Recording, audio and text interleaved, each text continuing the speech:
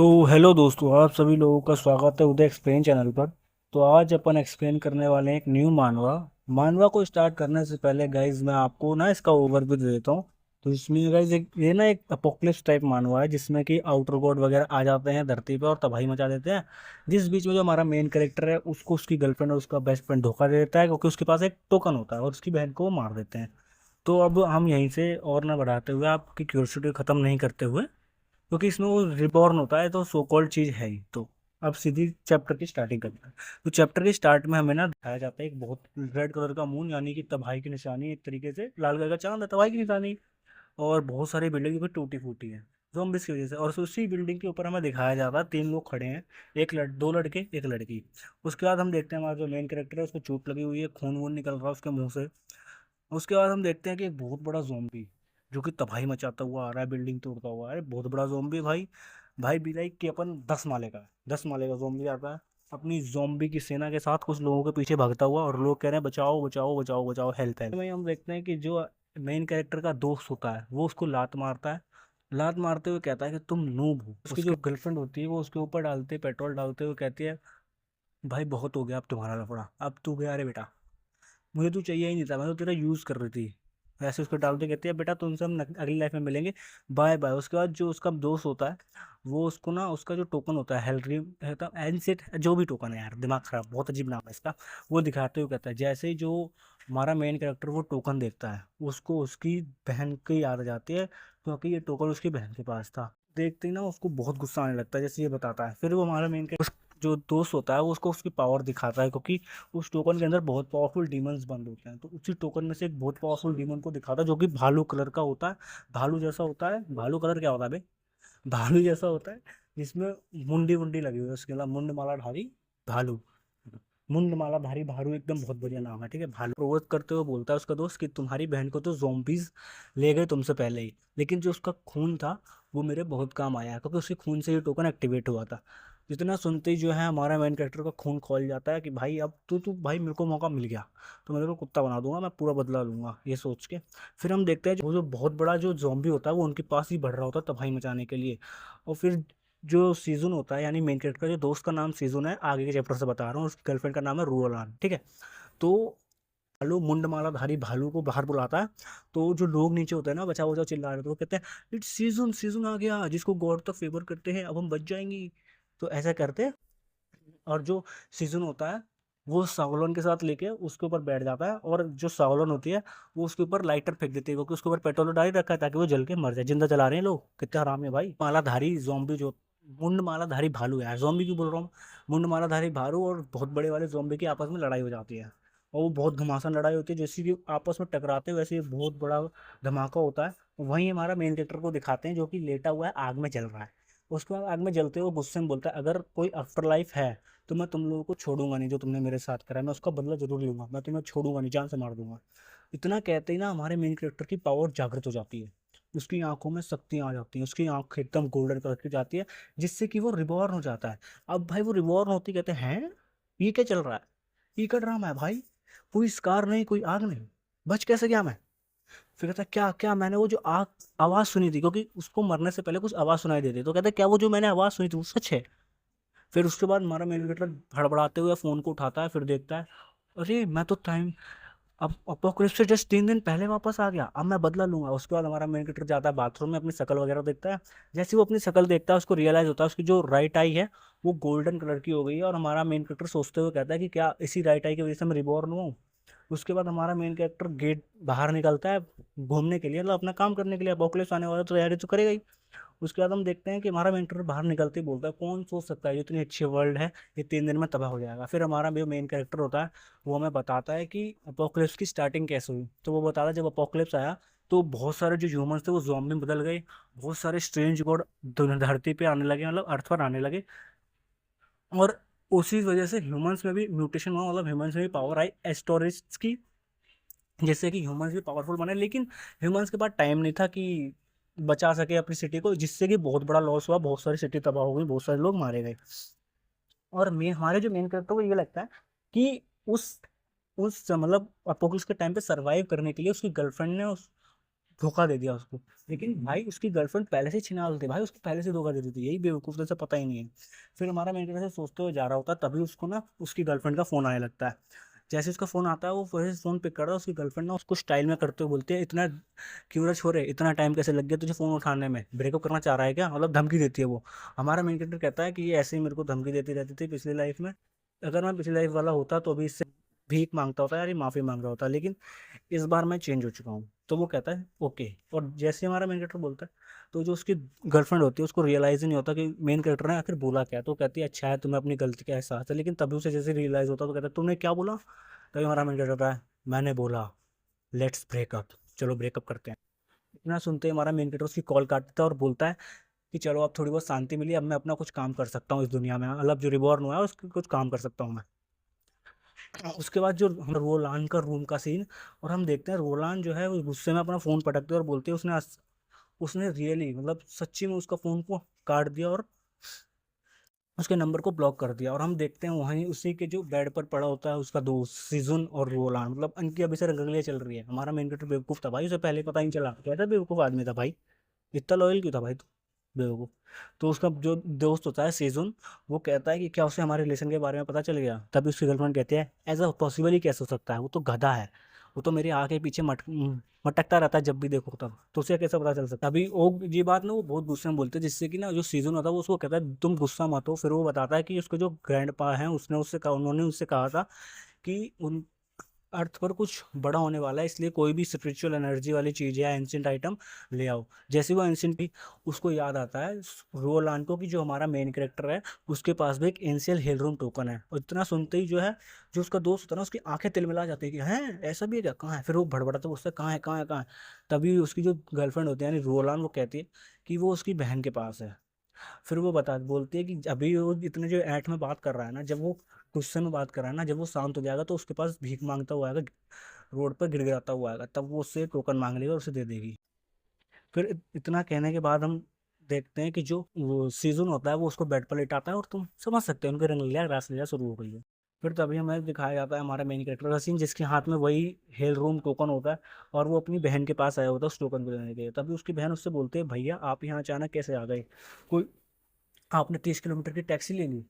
तभी हम और वो उसकी आंखों को देखते हुए बोलते हैं कि तुम्हारी आंखों को क्या हुआ भैया। और तभी हमें पता चलता है उसकी बहन का नाम क्या है, उसकी बहन का नाम है सिया युन और हमारे मेन कैरेक्टर का नाम है जियाओ यान। ठीक है। एक तो इनके नाम अजीब अजीब होते हैं भाई, इस मानो में समझ ही नहीं आता। तो क्या तुम्हें मुझे पे तो भरोसा है जियाओ युन, तो भी उसकी बहन कहती है हाँ भैया मुझे आप पर पूरा भरोसा है। फिर वो कहती है कि अभी तक भैया हम लोग एक दूसरे पर ही तो डिपेंडेंट रहे हैं, तो मुझे आप पर पूरा भरोसा है, मैं आप तरीके से भरोसा करती हूँ आप पर।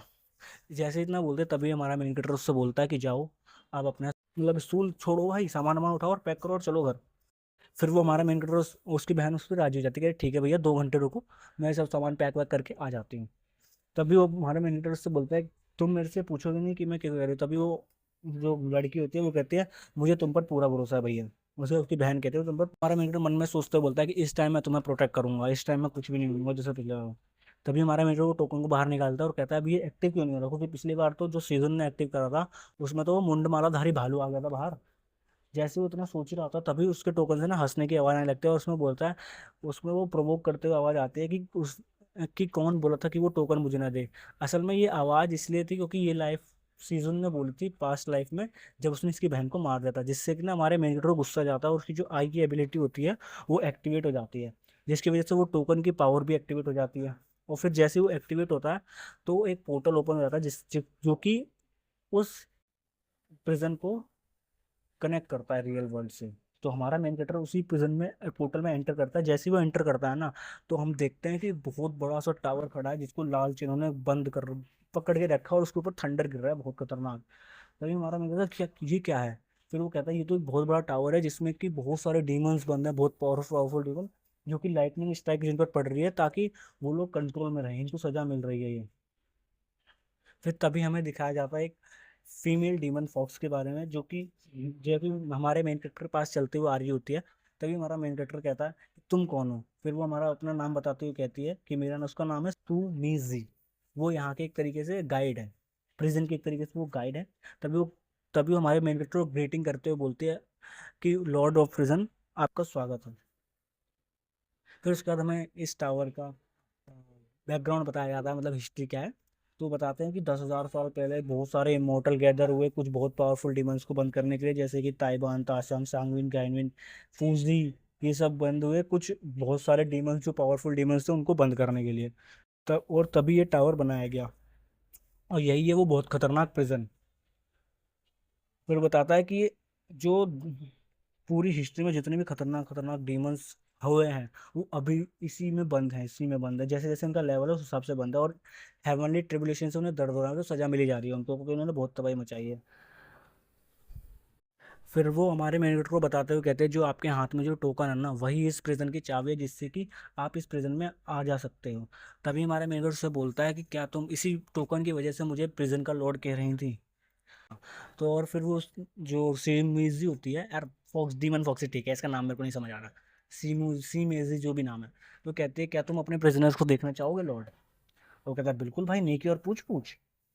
कहता चलो दिखाओ। फिर वो उसको लेके जाने लगती है अंदर, दिखाने के लिए बहुत सारे प्रिजन में, प्रिजनर्स। फिर जैसे जैसे वो अंदर जाते रहते हैं, फिर वो धीरे धीरे सिचुएशन, फिर वो कहते हैं क्या मैं आपको और डिटेल में सिचुएशन दूँ, मतलब रिपोर्ट वगैरह दूँ। तो वो बताता है कि हाँ बिल्कुल देते रहो मुझे रिपोर्ट रिपोर्ट।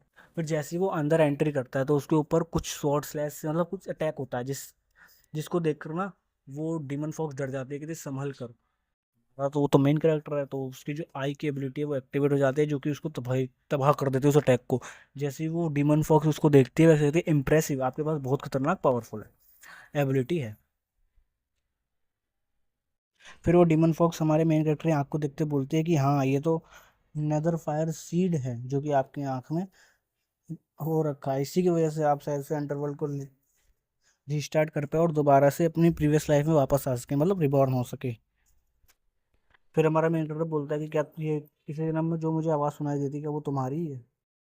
तो बताती है कि, फिर वो हंसते हुए कहती है कि हाँ मतलब मेरा आपकी फैमिली से बहुत ज़्यादा डीप कनेक्शन है, तो अगर कोई बैड पीपल आपको हार्म करे तो मैं वो देख नहीं सकती इसीलिए। और रही बात कि आपकी मेरी मेरी वजह से हुआ, तो नहीं, वो तो आपका जो गुस्सा था, आपकी जो डिज़ायर थी उसकी वजह से हुआ। मैं तो फ्लो के साथ बह गई, मतलब फ्लो फ्लो में मैंने जो बोला बोल दिया, जिसकी वजह से आप रिबॉर्न हो गए, ऐसा था। तो हमारा मेन कैरेक्टर अपनी आँख की एबिलिटी को देखते हुए बोलता है तो क्या इसी एबिलिटी की वजह से रिबॉर्न हुआ हूँ। फिर वो सोचते हुए कहता है कि इस बार अपोकलिप्स होने से पहले मेरे पास एबिलिटी है, तो इस बार मैं बहुत पावरफुल बनूंगा और अपनी बहन को प्रोटेक्ट करूंगा। वो कहता है इस तरह से सब चीज़ चेंज होगी। फिर वो कहते हैं चलो मुझे अब दिखाओ अपने प्रिजनर्स के बारे में। वो कहते हैं ठीक है माय लॉर्ड। उसके बाद में दिखाया जाता है, वो बताती है कि जो प्रिजन है वो 5 भागों में डिवाइड है। धीरे धीरे जैसे जैसे ऊपर जाता है वैसे वैसे और पावरफुल पावरफुल मोस्टर आने लगता है। अभी हमारा जो मेन कैरेक्टर है वो सबसे नीचे वाले लेवल पर है, मतलब सबसे ग्राउंड लेवल पर है। उसी में उसको वही एरिया लाइट अप हो रखा है उसकी पावर के हिसाब से। जैसे ही वो उस प्रिजन के पास जाता है उससे वही दिखाई जाता है मुंडमाला धारी भालू। और वो जैसे मेन कैरेक्टर देखता है बहुत तेज दहाड़ मारता है करके, और जिससे हमारा मेन कैरेक्टर एकदम से चौंक जाता है। फिर जैसे ही देखता है कि वो, क्यों जैसे से पता चलता है हमारा मेन कैरेक्टर जो है प्रिजन का लॉर्ड है, वैसे ही वो कुत्ते जैसी एक्टिंग करने लग जाता है, एकदम कुत्ते जैसा पपी जैसी एक्टिंग करने लगता है, जिसको देखकर ना। और वो उससे कहता है कि अगर आपके पास कोई भी ऑफ वो ऑर्डर हो मेरे लिए तो आप मेरे को बताएं। इतना देखते ही ना, मतलब एक तरीके से भालू ना चापलूसी करने लगता है। तो जैसे ये देखते हो फॉक्स डीमन वो उसको किक मारते बोलते हैं फनी तरीके से चिप कर लालची भालू, हम प्रिजन लॉर्ड आया नहीं है तो चापलूसी करनी शुरू हो गई। अभी तक मैंने तो कुछ हाथ वाथ लगाया नहीं, तू ये सब क्या कर रहा है। फिर हमारा मेन कैरेक्टर बताता है कि ये प्रिजन है जहाँ पर बहुत सारे डीमंस, 1000 ईयर्स ऑफ डीमन, जितने टीम बहुत पावरफुल पावरफुल डीमन बहुत साल पुराने, वो सब बन गए हैं और अब वो एक डॉग की तरह एक्टिंग करने लगे हैं, मतलब एक तो से डॉग बन गए हैं। तभी हमें एक और डीमन दिखाया जाता है जो कहता है ये सब क्या ड्रामा लगा रखा है भाई, अगर तुम मेरे ऊपर ऐसे 10,000 बार भी 10,000 साल तक भी बिजली गिराओगे तब भी मैं तुम्हारा नौकर नहीं बनूंगा। हमारा उनको से देखते हुए कहता है पहले तो सूदाजी, अब जो बियर स्प्रिट वही मुंडमाला धारी भालू तो बहुत लेजेंडरी लेजेंडरी डीमंस है। फिर वो जैसे ही उस जो उसने बोला ना जिस डेमन ने उसको अपीयरेंस देखता है, फिर उसका नाम याद करने लगता है, तो उसका नाम होता है ली जेंजी। जैसे उसका नाम याद करता है तो जो फॉक्स डीमन होती है वो उसकी तारीफ करने लगती है एज एक्सपेक्टेड, जैसा कि आपसे एक्सपेक्ट किया जा सकता था। प्रिजन लॉर्ड आपने देखते ही पता लगा लिया कि ये कौन है। फिर हमें बताया जाता है कि डीमन का लेवल क्या है। पहले आते हैं पॉन लेवल के, फिर आता है सोल्जर, फिर जनरल, फिर मास्टर, फिर किंग और फिर सेंट। फिर हमें पता चलता है कि जो सेंट लेवल है ना, सेंट लेवल के जो भी डायमंड्स है वो सबसे टॉप पर है, सब पर सबसे टॉप पर टावर के। और जो अभी हमारा मेन कैरेक्टर है सबसे लोअर लेवल पे, वहां पर जनरल, इस टावर में जनरल लेवल से शुरुआत हो रही है।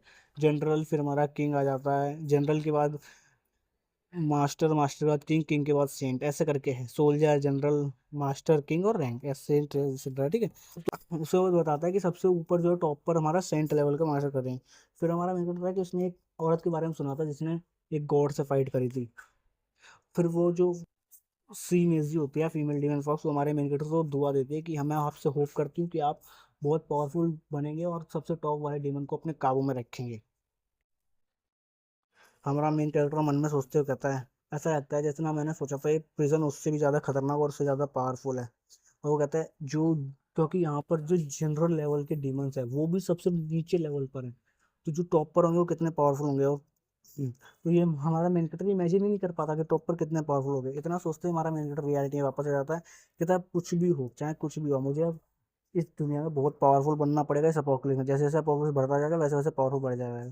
तभी सुमेश जी हमारे मैनेजर को बताते हैं कि आपकी जो सोल पावर है वो इतनी ही है, इससे आगे आपको अगर जाना है और डीमंस को कंट्रोल करना है तो आपकी सोल पावर पावर और ज़्यादा पावरफुल होनी चाहिए। हमारा मैनेजर तो वापस आ जाता है इसमें कि अब उसको चाहिए, अब तो है सुपर पावर में काम खत्म हो गया, तो वो इस रियल लाइफ में अपना काम करने के लिए वापस जाता है और यहाँ से वो कुछ प्रिपरेशन करने लगता है अपोकलिप्स के लिए। फिर वो चला जाता है। फिर गाइस हमें सीन दिखाया जाता है कैंपस एंटीक स्ट्रीट का। तो वहाँ पर हमारा जो मेन कैरेक्टर होता है वो मन में सोचता है कि हमारी मेरी जो प्रीवियस लाइफ थी वो यहाँ पर एक इमोर्टल बाइंडिंग रोप इसी जगह पर पाई गई थी। तो जो हमारा मेन कैरेक्टर है ना वो इसी को ढूंढने आया है इस जगह पर।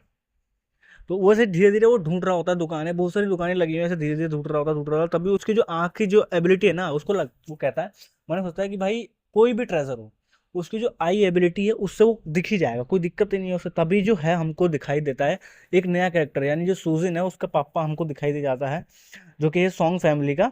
उसका नाम है सॉन्ग टियान। वो एक एंटिक अप्रेजर के पास होता है, मतलब जो कि ना एंटिक देखते हैं, ठीक है, उनके पास आता है। तो जैसे ही वो आता है वो हमारे एक मेन कैरेक्टर को देख लेता है, कहता है ये जियाओयान है ना, ये यहाँ क्या कर रहा है। फिर जो है हमारा उसको याद आता है कि जो मेन कैरेक्टर उसका सीजन का पापा है, वो सीजन से कहता है कि अपने दोस्त सही सोच समझ के बनाएगा। तो सीजन से कहता है ये तो बेवकूफ़ है, इसको कुछ नहीं पता, इससे बस लॉयल्टी से मतलब है, तो इसका तो कोई भी बेवकूफ़ बना सकता है, कोई भी इसे फूल कर सकता है। तभी जो है जो एंटीक मास्टर होता है अप्रेजर, वो हम उससे सीजन के पापा से पूछता है कि क्या हुआ सर, आप ऐसे क्या क्या से जानते हो, ये हो क्या रहा है आपको सर। सीजन का जो पापा होता है वो कहता है भाई यार क्या बोलूं मैं, हरे बाल वाला बोलता हूँ, ये हरे बाल वाला आदमी होता है। ये कहता है कि मुझे कुछ जाने पहचाने चेहरे दिख गए, तो छोड़ो हम लोग क्या करते हैं, एंटिक चीजें ढूंढते हैं। तो जो सीजन का फादर होता है वो उससे बोलता है चलो आप अप्रेजर से कि चलो एंटिक चीजें ढूंढते हैं। तो अप्रेजर कहता है मेरी आंखें बहुत तेज हैं, मैं आपको एंटिक चीजें इजी पीजी ढूंढ लूंगा, मेरी तो बहुत पैदा ही से आता था ये सब चीज़। फिर जो सीजुन का जो फादर होता है वो मन में सोचते हुए कहता है कि जो उसके एंसेस्टर थे उसने उसको सपने में आगे बताया था कि जितनी भी एंटीक चीजें हैं वो जल्दी जल्दी से अपने पास कलेक्ट करके रख लो, क्योंकि काम आएगी। इसी वजह से जो सीजन का फादर होता है वो इसको बुलाता है अप्रेजर को, एंटीक अप्रेजर, जिसका नाम हमें पता चलता है इसका नाम है ओल्ड हुआ। तभी उस बुढ़े हुआंग को ना वो एक ट्रेजर दिख जाता है जो कि एक गॉड होता है, मतलब जिसमें ना अपन दारू पिया करता था पुराने जमाने में, वही उस जिससे पहले वो भक्त उसके पास जाता तब तक हमारा जो मेन कैरेक्टर होता है वो उस गॉड को पूरी उठा लेता है और उससे दुकानदार से पूछता है कि कितने की है। और दुकानदार मन में सोचता है कि एक और बेवकूफ आ गया, तो वो उसको कहता है, ये मतलब तारीफ करता है कि ये विन डायनेस्टी से है, इसके कम से कम 10,000 रुपये लेंगे, ऐसा करके, है ना। तभी हमारा मेन उसको देखते हुए देखने की एक्टिंग करता है क्योंकि उसको पता ही है कहाँ पर क्या है, तो वो ऐसे देखते देखता है। फिर वो ना उसकी जो उसमें जो रोप बंधी होती है उसको निकालते हुए कहता है देखो सर ये तो टूटा हुआ है, और हमारा जो मेन कैरेक्टर होता है वो उसको वापस कर देता है और वो जो रोप होता है उसे अपने पास रख लेता है और वहां से जाने लगता है। तभी जो हुआंग होता है वो भगता हुआ आता है और उस गोल्ड का प्राइस पूछने लगता है, तो वो उसको ही बता देता है 10,000 रुपये। और हमारा मेन कैरेक्टर मन में सोचते हुए बोलता है, जैसे रोप मिल जाती है ना तो मन में सोचते हुए बोलता है कि कौन सोच सकता था कि जो बेकार सी रोप है यही असल में इमोर्टल बाइंडिंग रोप है।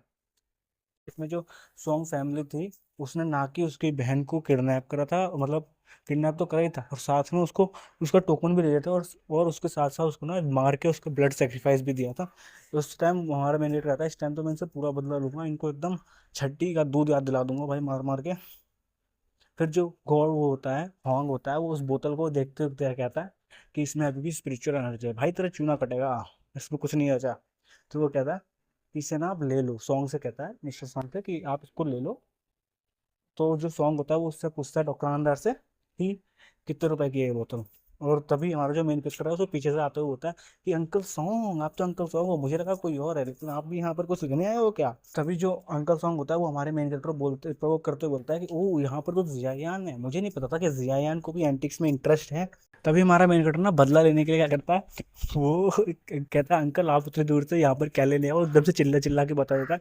एकदम चिल्ला चिल्ला के ये बोलता है कि आप इतनी दूर, इतनी वेल्दी फैमिली हो गई, यहाँ पर ये गॉड क्यों ले रहे हो, क्या ये गॉड प्रीजेस है, ऐसा चिल्ला के बोलता है ताकि जो आसपास के लोग हैं ना, मतलब उस सामान की बोली कर दें और प्राइस बढ़ जाए। और जैसा कि ये टेक्निक जो हमारे मेन कैरेक्टर में काम भी कर जाती है, क्योंकि बहुत सारे लोग भगते हुए आते हैं फनी तरीके से और फिर उसका ना प्राइस बढ़ाने लगता है, कोई बोलता है 1,000, कोई बोलता है 2,000, कोई बोलता है 20,000, कोई 20,000, कोई 13,000, ऐसे करके होता है। तो हमारा जो सॉन्ग होता है उसको पड़ता है 17-18 हज़ार में पड़ता है उसको लेने के लिए। नहीं नहीं, 70-70 हज़ार में, सॉरी, इसमें गलत लिखा है, पता है, इसमें कुछ भी बोल रहा है, इसमें पहले बोलता है 20,000 की बोली, फिर 30,000 की बोली, फिर 40, फिर 50,000 की, फिर इसमें बता रहा है कि उसने 17,000 में खरीद लिया। भाई 70,000 बोलना, भाई क्या बोलूँ मैं, हट भाई चुपचाप लेके बाहर निकलता है चुपचाप से तभी वो बोलता है सॉन्ग कि जो मुझे 10,000 में मिलने वाली थी, अब उसके लिए मुझे इतना सारा खर्च करना पड़ा।